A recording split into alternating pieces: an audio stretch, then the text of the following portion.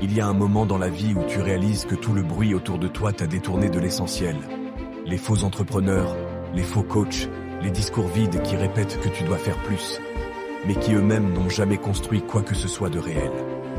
Et pendant que tu t'épuises à vouloir suivre leur rythme, tu oublies la vérité la plus simple. La réussite n'appartient pas à celui qui court le plus vite, mais à celui qui reste en mouvement quand tous les autres abandonnent.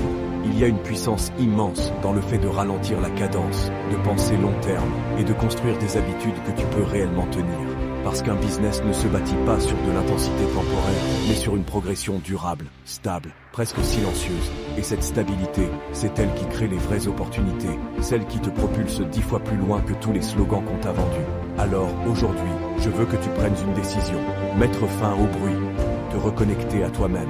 Cesser de courir après ce que les autres attendent de toi et commencer à bâtir ce que toi tu veux vraiment.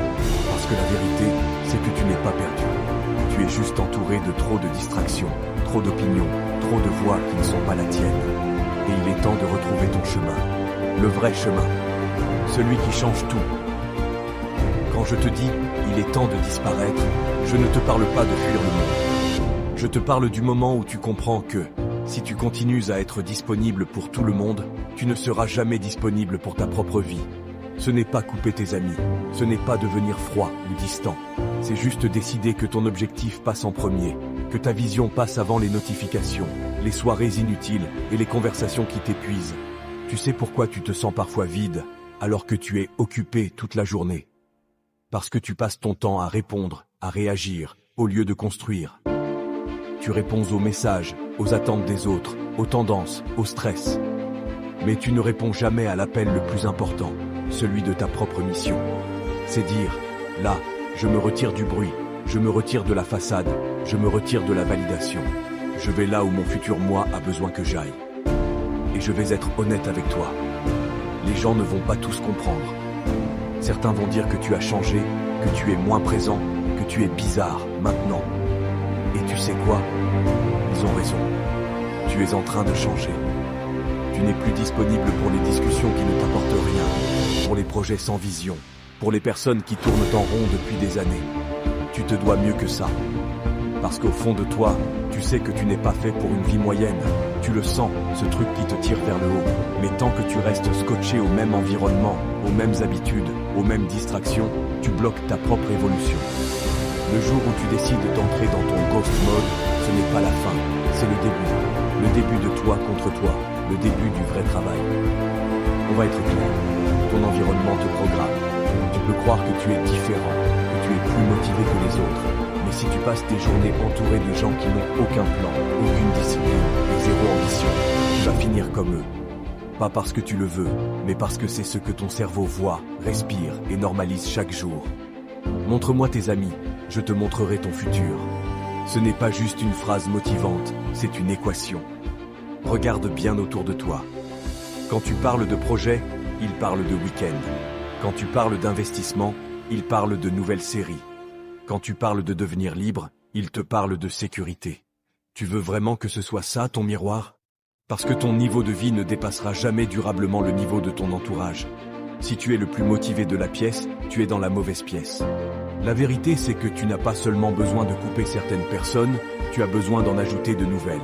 Des gens qui te tirent vers le haut, qui te dérangent, qui te challengent, qui te font sentir petit, mais dans le bon sens. Des gens devant qui tu te dis « Ok, je suis en retard, il faut que je me réveille ».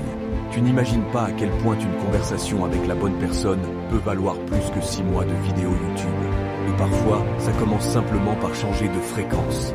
Tu ne peux pas rêver d'un business à 6 chiffres et passer tes journées avec des gens qui se plaignent de leur patron. Tu ne peux pas parler liberté financière et vivre collé à ceux qui passent 5 heures par jour sur TikTok. Ta vibration, c'est ton voisinage intérieur, ce à quoi tu t'exposes, ce que tu regardes, ce que tu écoutes, ce que tu lis. Alors, pose-toi une question honnête. Si je continue avec les mêmes personnes, les mêmes influences, les mêmes discussions, où est-ce que j'atterris dans 5 ans? Si la réponse te fait peur, ce n'est pas une punition, c'est un signal. Un appel à monter de niveau, à changer de cercle, à changer d'atmosphère, pour enfin changer de futur. Il existe un moment dans chaque parcours où tu dois arrêter d'écouter le monde et recommencer à t'écouter toi. Ce n'est pas que tu es perdu, c'est que tu es déconnecté de toi-même. Depuis des années, tu absorbes les attentes de ta famille, les opinions de tes amis, les tendances du moment, « tu devrais faire ci, tu devrais faire ça ».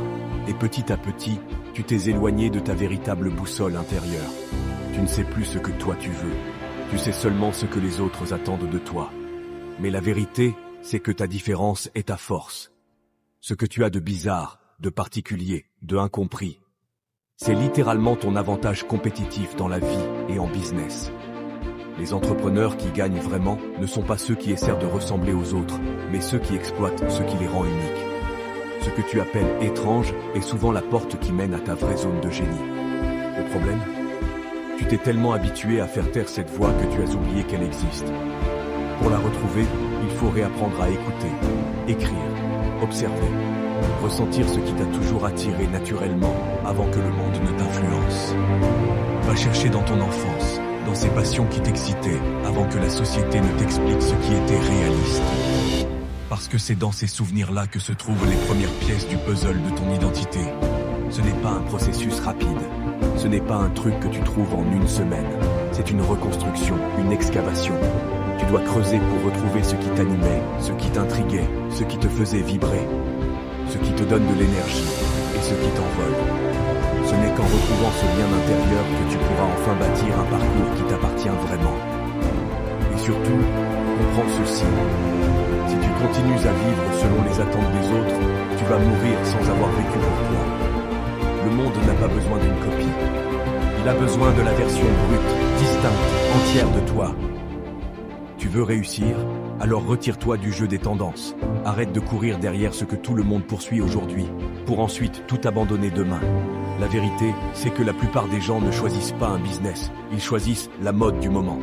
Un jour c'est la crypto, le lendemain c'est l'IA, la semaine d'avant c'était le dropshipping, et avant ça le blogging. Ils ne construisent rien, ils réagissent, ils sautent d'opportunité en opportunité sans jamais devenir vraiment bons dans quoi que ce soit. La différence entre ceux qui réussissent et ceux qui stagnent n'a jamais été la chance. C'est la curiosité accompagnée d'action. Les entrepreneurs qui gagnent ne se contentent pas de regarder une nouvelle industrie, ils entrent dedans. Ils observent, testent, creusent, jouent avec le produit, parlent aux gens, se rapprochent du marché. Ils sont dans l'arène pendant que les autres sont dans les commentaires. C'est ça, la clé. Exposition plus exécution. Ce qui t'attire n'est jamais un hasard. Ce que tu consommes chaque jour, ce qui réveille ton intérêt, ce dans quoi tu pourrais plonger pendant des heures, c'est là qu'il faut regarder. Pas dans ce qui est à la mode, mais dans ce qui te captive naturellement. Et une fois que tu as trouvé cet espace, tu n'attends pas d'être prêt. Tu t'y mets maintenant. Tu rejoins une communauté, tu rencontres des gens du secteur, tu crées du contenu, tu expérimentes, tu avances, même sans structure, même sans plan parfait. Tu n'as pas besoin d'une équipe, d'un site internet, d'investisseurs ou d'un réseau de 10 000 personnes. Tu as juste besoin d'une entrée, d'une première porte, d'une action minuscule qui te fait passer du rôle d'observateur à celui de participant. C'est ça qui change tout, parce qu'un marché ne te donne jamais sa richesse depuis l'extérieur. Tu dois entrer dedans, le vivre, le comprendre, l'explorer. Le futur appartient à ceux qui osent essayer avant de tout comprendre, ceux qui se lancent avant d'avoir toutes les réponses. Curiosité plus action égale opportunité.